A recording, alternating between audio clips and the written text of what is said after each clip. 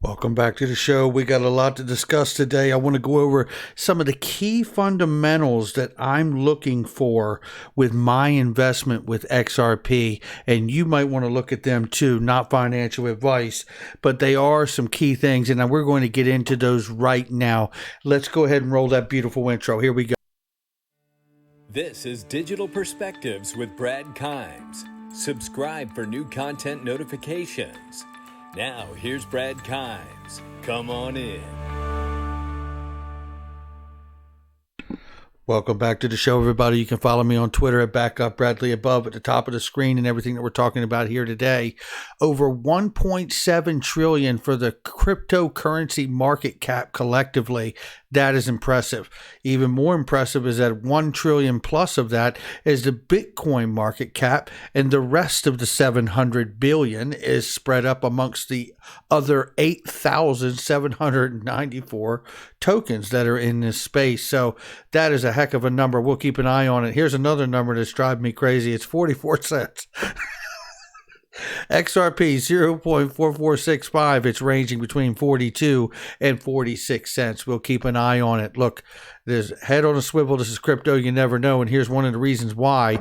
This is Bank XRP sharing a tweet here from Inverte Crypto, and you can't sum it up any better than this. Everyone asking, so why is XRP a security? The SEC says, depends on the context. The SEC says, on our lawsuit versus Ripple, yes. On our class action lawsuit versus us, no. And that does about sum it up. Thank you to both of them for that. But let me tell you what else sums it up too. This is Gartner IT Service Management Company. Officially known as Gartner, is a global research and advisory firm. That's what you need to know here. Well, guess what?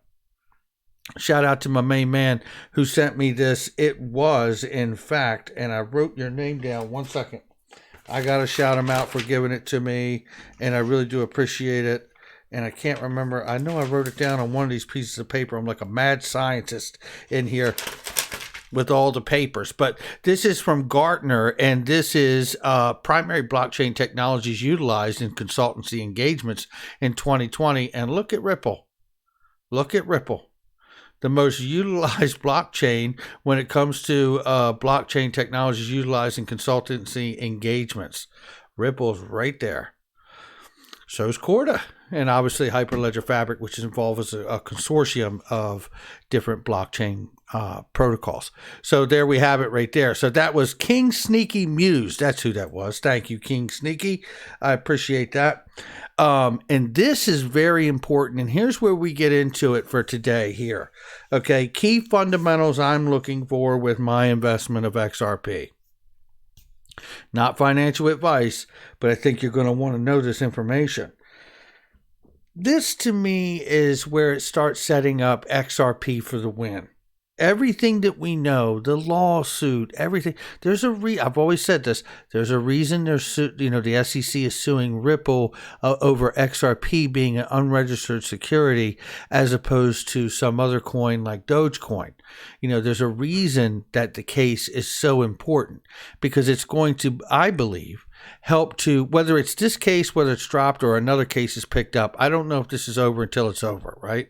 So, and the reason I say that is because I think that the asset XRP, and I've said it many times on the channel, is not just another digital asset.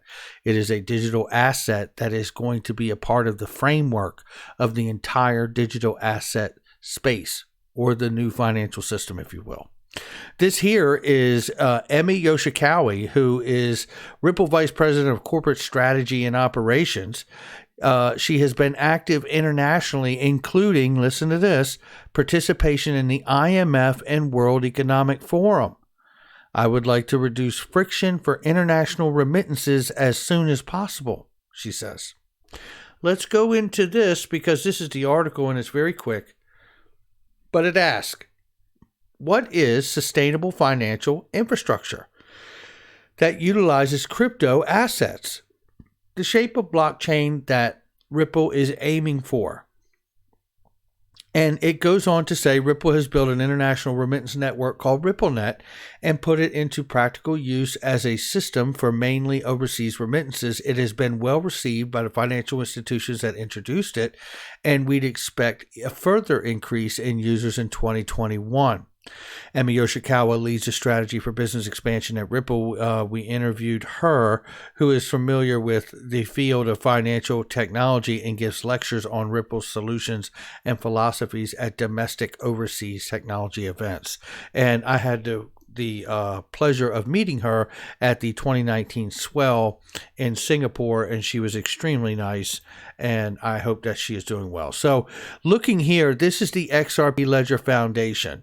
Why are we talking about it? Because Emma Yoshikawa is talking about sustainable financial infrastructure.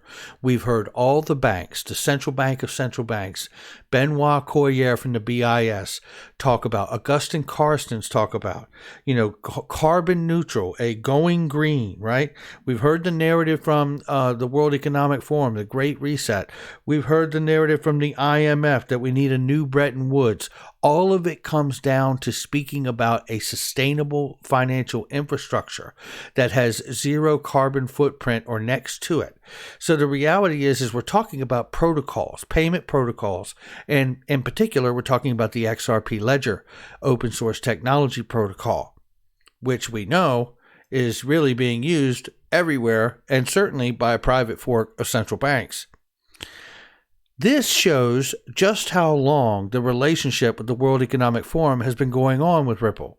And it's obviously even before this, but this is from 2016 of August right here. And it shows distributed ledgers of the foundation of the new financial infrastructure. Well, that's interesting because Emma Yoshikawa has been working with the IMF and the World Economic Forum on just such a thing. We come down to the bottom of the page. They give plenty of diagrams. What we need to focus on is this.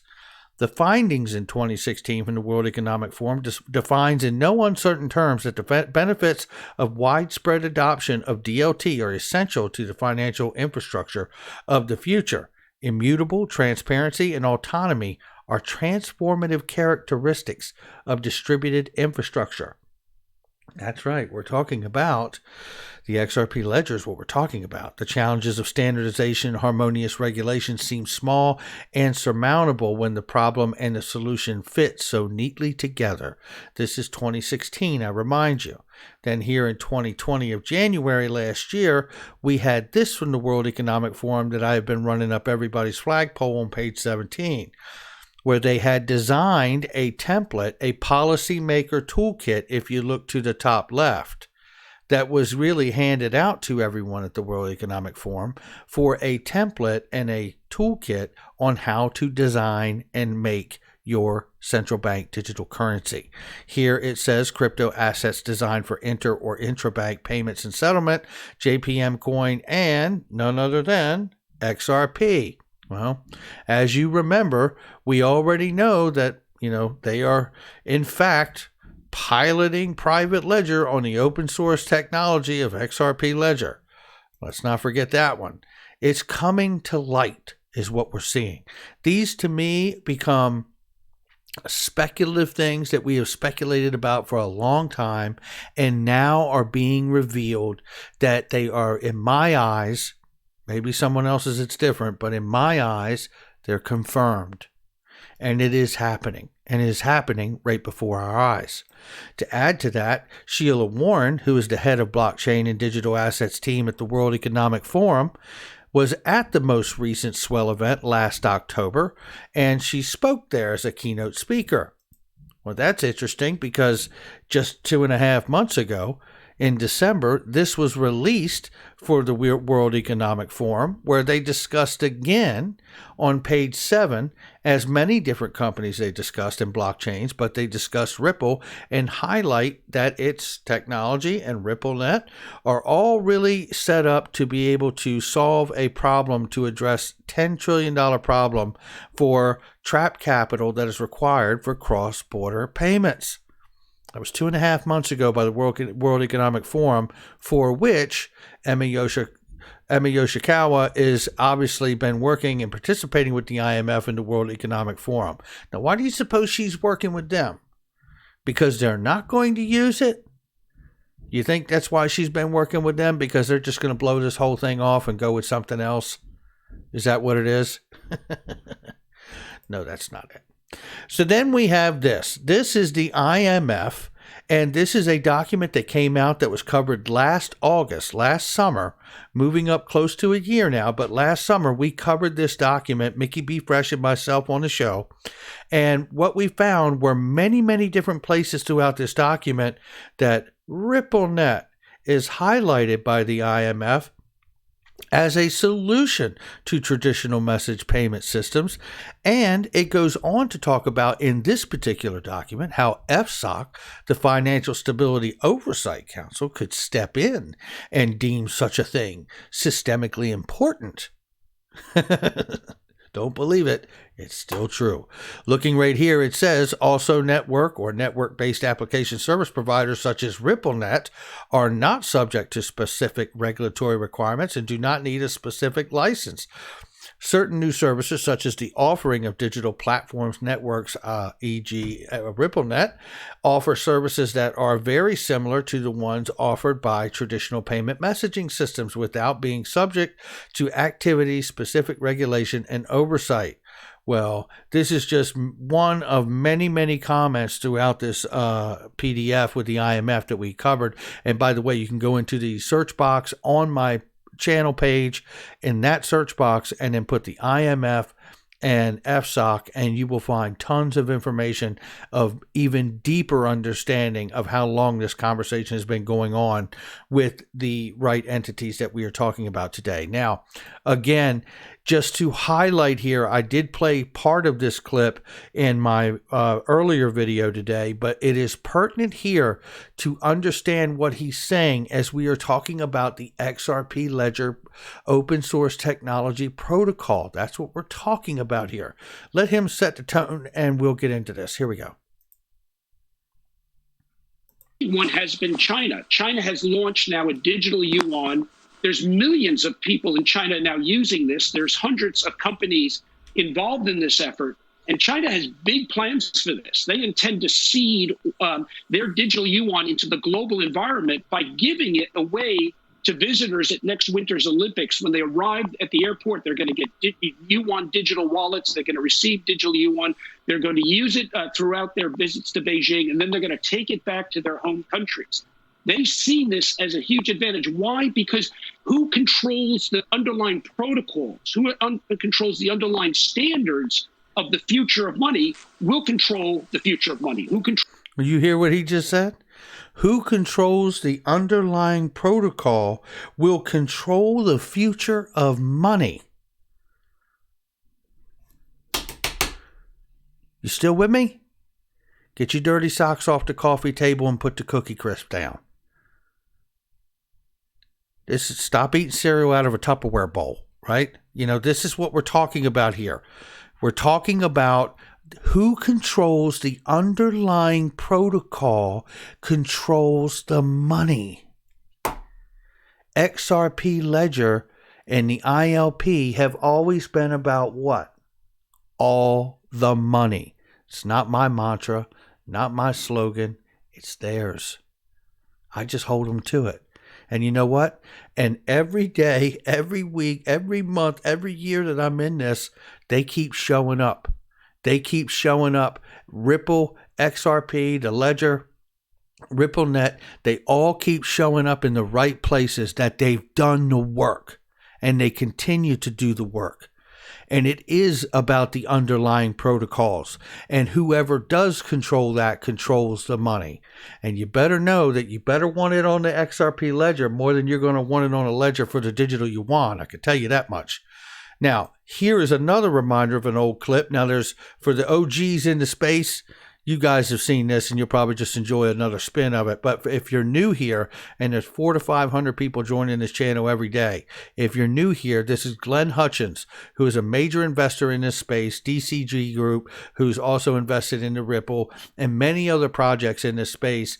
He has been a part of AT&T as a president there. He was a former head of the New York Fed, and many, many other things. This man is really, really smart. Listen to what he says about protocols. Crypto. Another one of your interests, and, Right. and you've kind of gotten into that, but we've just seen a huge meltdown over the past 12, 15 months. Are you still a believer? So if we'd been sitting here together in 2002, we probably were. You would have asked me, the internet. We've just seen this huge meltdown in the last 12 to 15 months. Are you still a believer? Right? Yep. And so the answer is yes. Now the digital currency solution is the most important technological advance I've seen since the internet. It has the capacity to do lots more, but it certainly has the capacity to enable us to move anything of value around the world at the speed of light at no cost. It has three components. It has a token of value, which is called the Bitcoin. It has a accounting mechanism, which is called the blockchain. But the most important piece, which is one that people aren't focusing on, is the protocol. The underlying protocol by which we agree to conduct these transactions. So you use a series of protocols every day, and you don't even think about them. You don't think about the internet protocol. You don't think about the simple mail technology protocol. You don't think about the file transfer protocol. You don't think about the high-text translation protocol. I can go through them, right? You just make use of the technology, and the protocols make it work. The people who really understand what's going on with digital currencies understand that putting these protocols in place, the blockchain protocol, the Ethereum protocol, the Ripple protocol, and then enabling those protocols to cause transactions to occur. And then those transactions can be defined very broadly as not just moving things of value, but anything that's got an information content, is extraordinarily transformative. The focus on the value of the token is distracting and uninformative. And there you have it right there. It's all about the underlying protocol, or the value being in the protocol, as Chris Giancarlo and Glenn Hutchins have said, which is why I believe, just like SMT protocol, simple mail transaction protocol, or HTTP protocol, I believe the XRP Ledger open source protocol allows you to build your private ledger on top of it, just like HTTP allows you to build private websites on top of that protocol. That's what we're talking about here. And that's why it's not a shock or a surprise that there is a private fork or a private ledger built on top of the open source XRP Ledger protocol for central banks. And I believe it will follow suit. The central bank protocol is just one private ledger of what I believe will be a lot of private ledgers that are built for companies that want to come on there and build that. And just like David Schwartz had mentioned, and I showed this in my tweet in a video previously, but I'm going to show it to you one more time.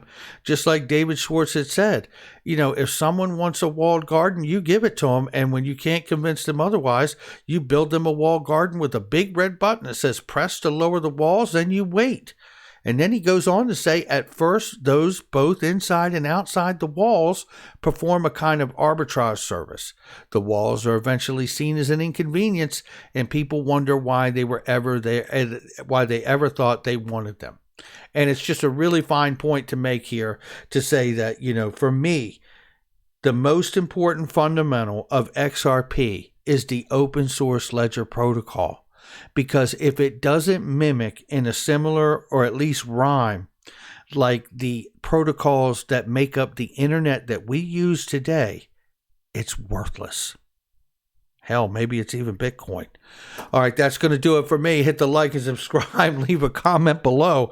Make sure you share with somebody you know and hit a notification bell so you don't miss a thing. I do hold Bitcoin, but it's not enough to change my life, and I think it'll be here long term. But I do believe proof of work has got some hurdles in front of it, just as does XRP with the SEC lawsuit, and maybe even Ethereum with that fact that that Ethereum was a ICO that never got penalized. But, that's an answer for SEC, not myself. Before we get out of here, I did want to let you know, link to Private Investing Made Simple. Guys, check it out. This stuff does not last long. Uphold is killing it on here. And, I thought to myself, they've had Ripple, they've had Coinbase, which intends the IPO. We know at some point Ripple does too. Marqeta is going to. Kraken's going to. They have one hell of a track record. If you are an accredited investor, you can participate in getting these things. If not, join the community they have, sign up and register with them. And if you're interested, they even have tools available for you to be able to take a Series 65 test and help you prepare for that so you can become an accredited investor yourself, regardless of the standards or the current SEC ruling for that. So make sure you check that out. And don't forget, it's March Madness, ladies and gentlemen, with Unstoppable Domains has been crushing it, and you want to make sure you check all these Unstoppable Domains. Next week they're going to have a new category released, and it's going to be .cryptos with real estate. Oh my, make sure you check it out, and I'll catch all of you on the next one.